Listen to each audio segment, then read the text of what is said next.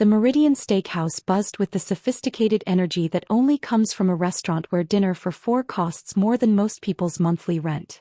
Crystal chandeliers cast warm light over mahogany tables, and the soft murmur of wealthy conversations mixed with the gentle clinking of expensive silverware against fine china.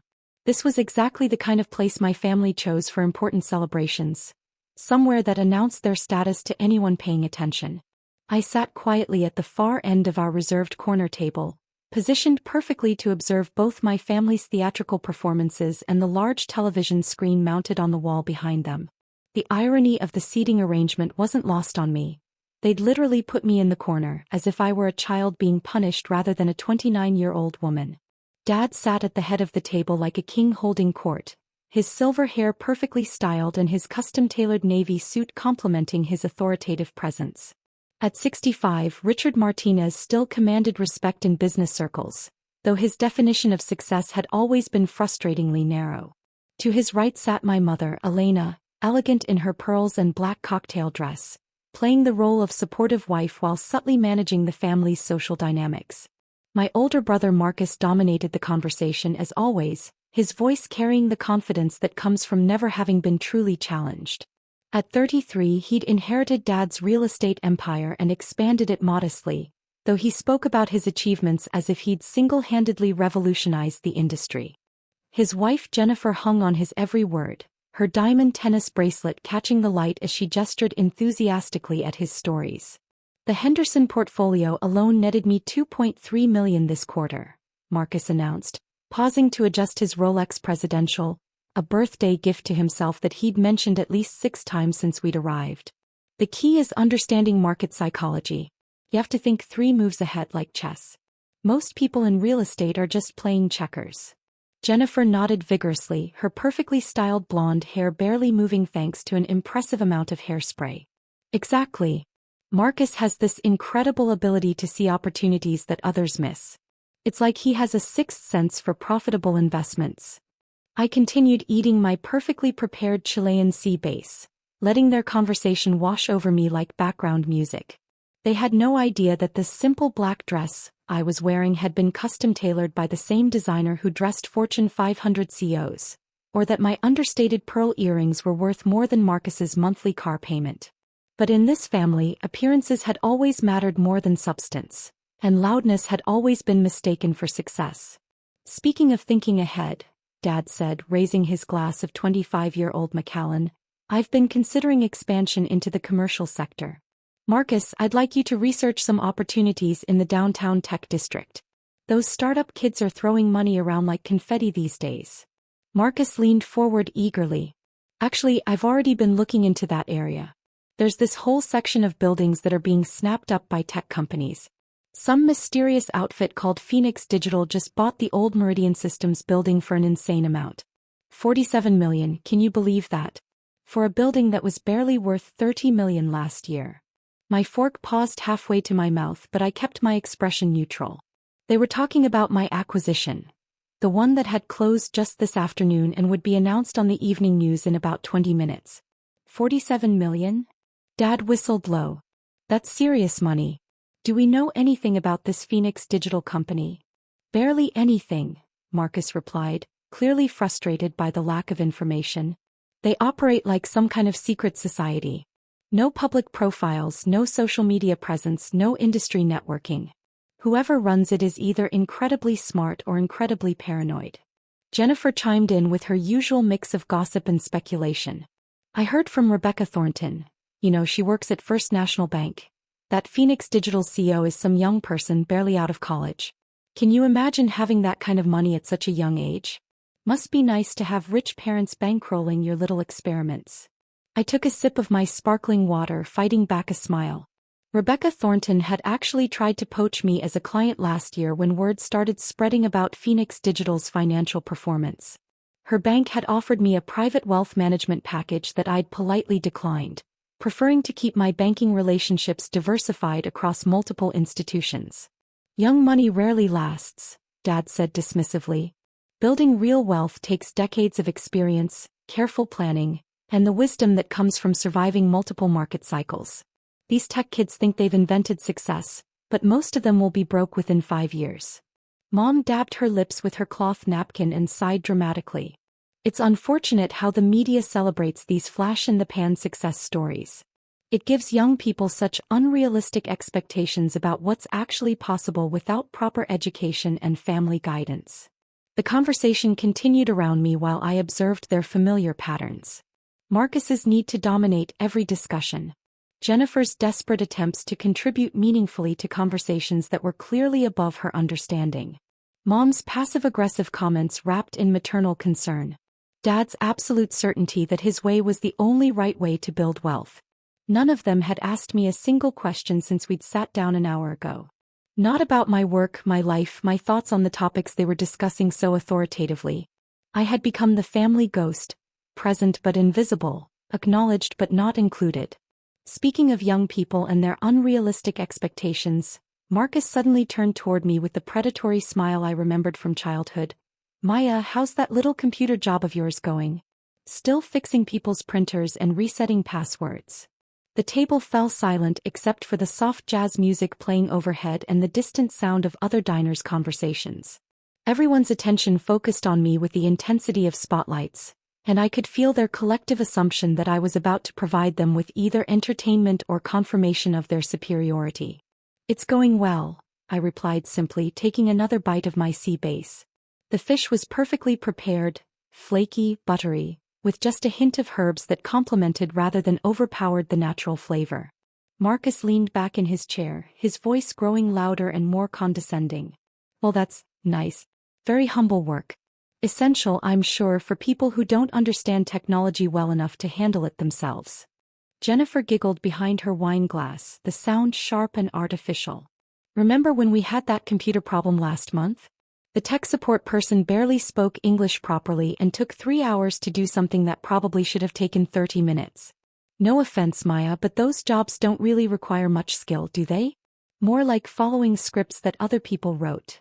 Now, Dad interjected, though his tone wasn't particularly defensive.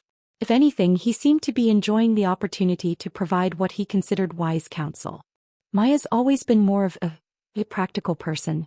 Not everyone can handle high-stakes business decisions or complex negotiations. Some people are better suited for simpler, more straightforward work. There's no shame in that. I nodded politely and continued eating, my expression remaining completely neutral despite the familiar sting of their assumptions. They had no idea that the simple computer job they were mocking had generated more revenue in the past 6 months than all their real estate deals combined. Or that the largest tech companies in 3 states were currently competing for partnerships with my little operation. Actually, Marcus stood up slightly, his voice beginning to carry across our section of the restaurant. "I think this is the perfect time to address something that's been bothering me for a while now." "Oh, here we go," I thought, recognizing the theatrical tone he used when he wanted to make a grand statement that would be remembered long after the evening ended. Other diners at nearby tables began glancing over, drawn by his increasingly loud voice and dramatic posture. "Maya," he said, pointing at me with the kind of gesture politicians use when they want to emphasize a particularly important point, "I need to be completely honest with you and with this entire family. You don't deserve to be here with successful people."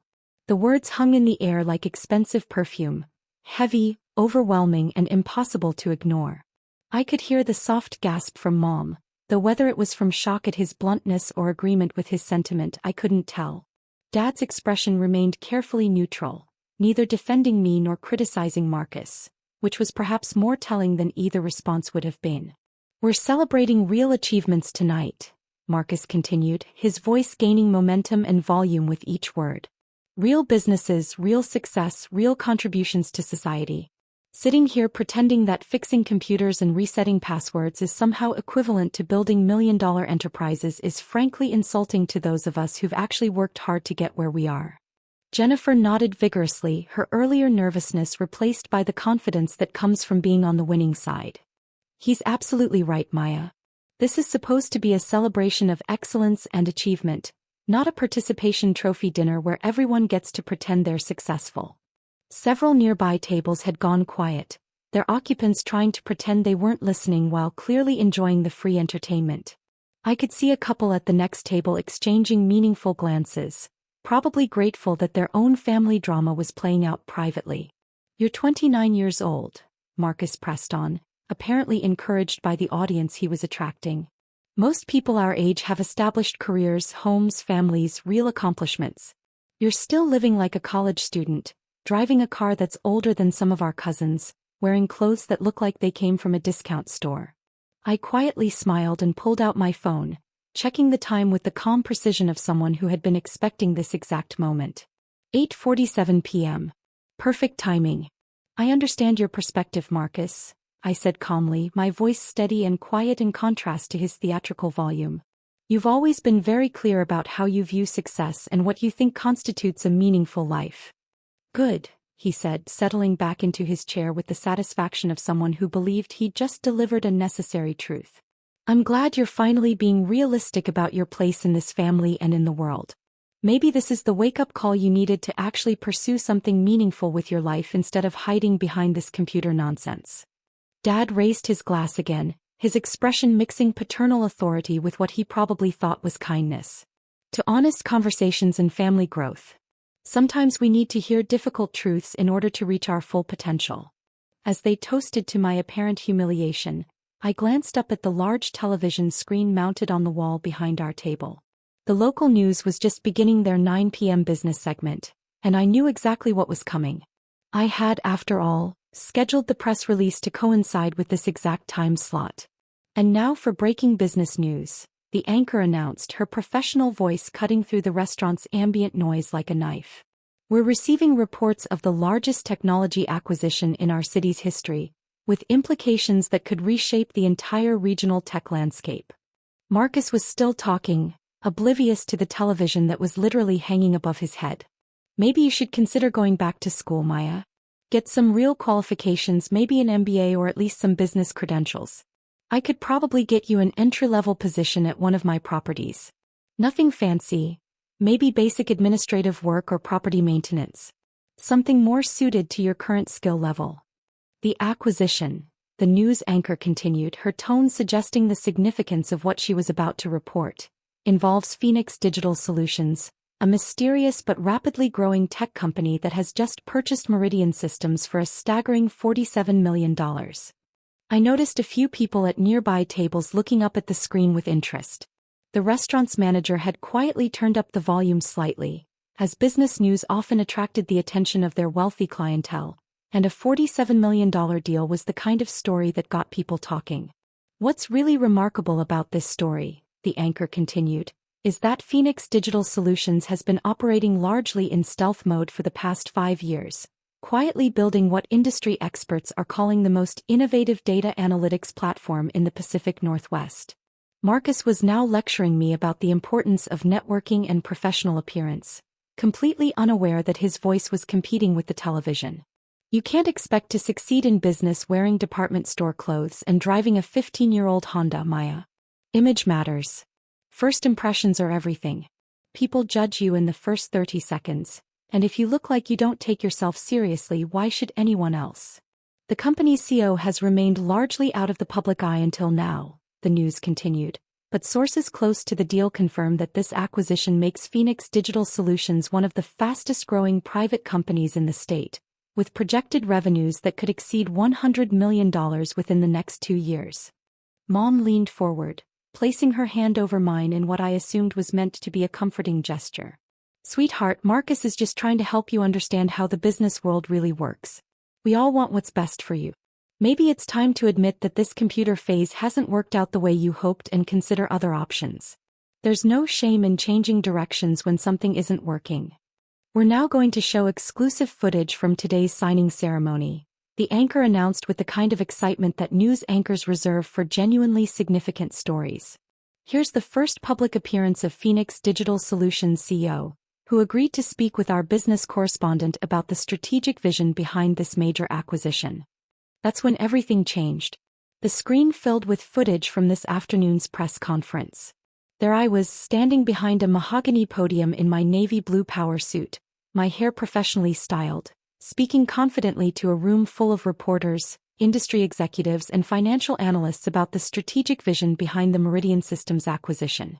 Phoenix Digital Solutions CEO Maya Rodriguez announced that this acquisition represents just the first phase of her company's aggressive expansion plan. My voice echoed from the television speakers, clear and authoritative. The conversation at our table died instantly, as if someone had suddenly sucked all the oxygen out of the room. Marcus's mouth fell open mid-sentence, his wine glass frozen halfway to his lips. Jennifer's carefully applied makeup couldn't hide the shock that washed over her features. Mom's hand went limp on top of mine.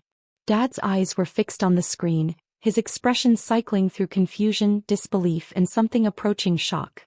The 29-year-old entrepreneur built her company from a small data consulting firm into a multi-million-dollar enterprise specializing in AI-driven business intelligence solutions, the reporter continued. Industry analysts project Phoenix Digital Solutions' current valuation at over $47 million following today's acquisition, with some estimates suggesting the company could be worth significantly more based on its proprietary technology and client base. I calmly placed my napkin on the table and stood up, smoothing down my simple black dress with the same casual confidence I'd shown all evening. Well, this has been absolutely lovely, but I should probably get going. Early morning tomorrow.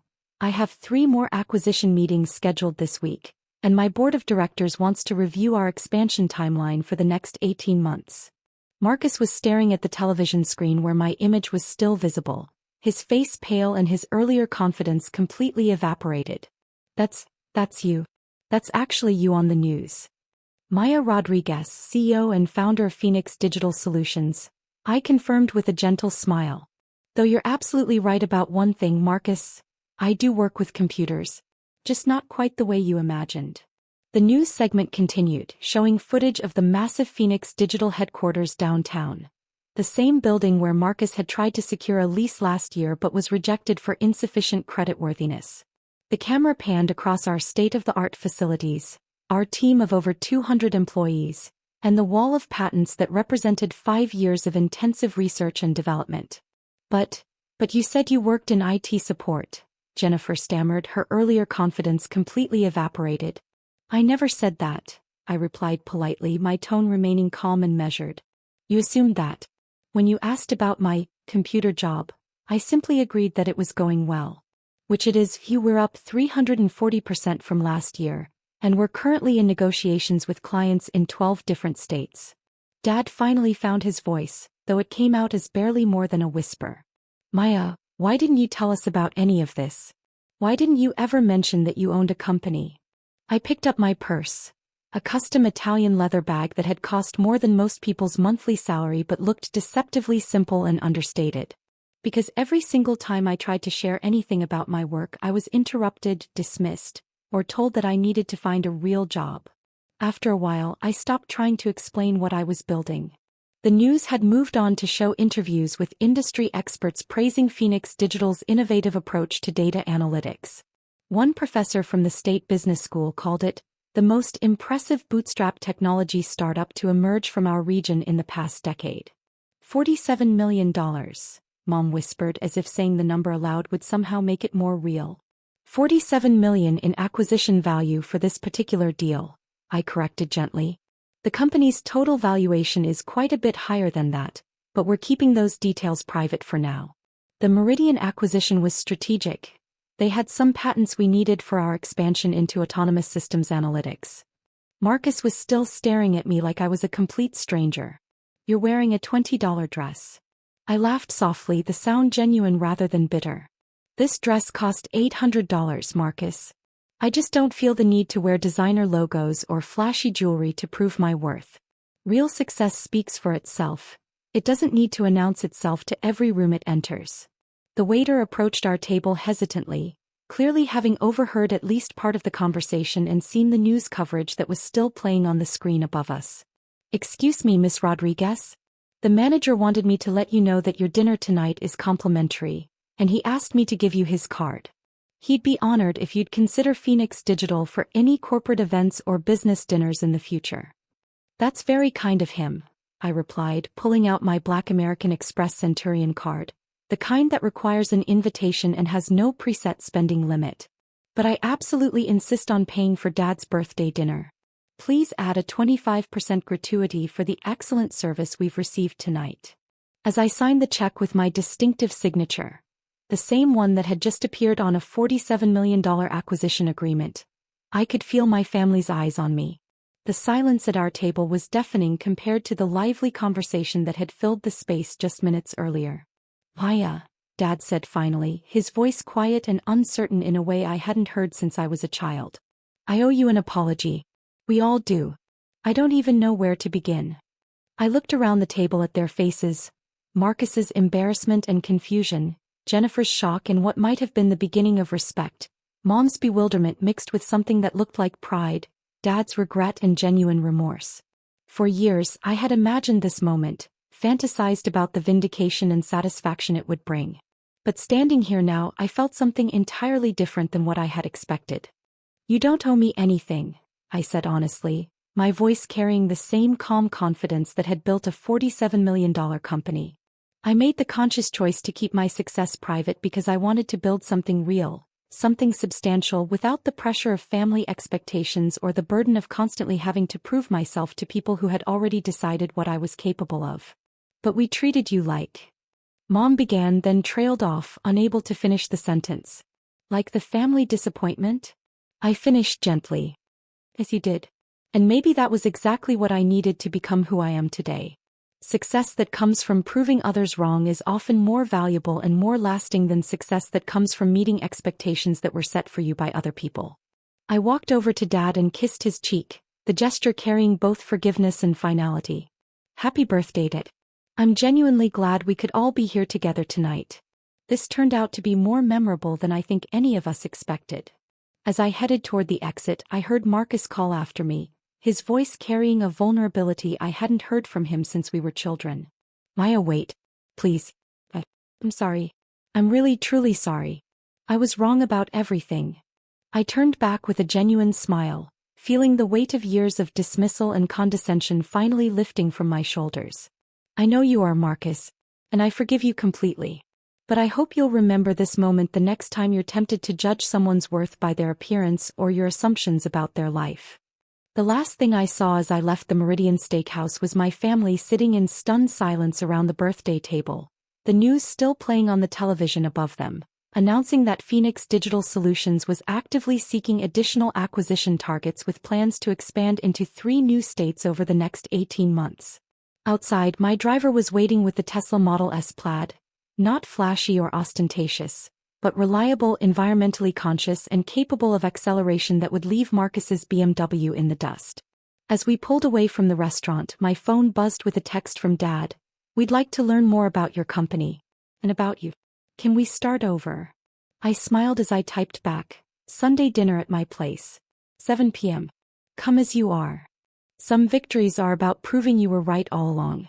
Others are about giving people the chance to become better than they were. Tonight felt like the beginning of both.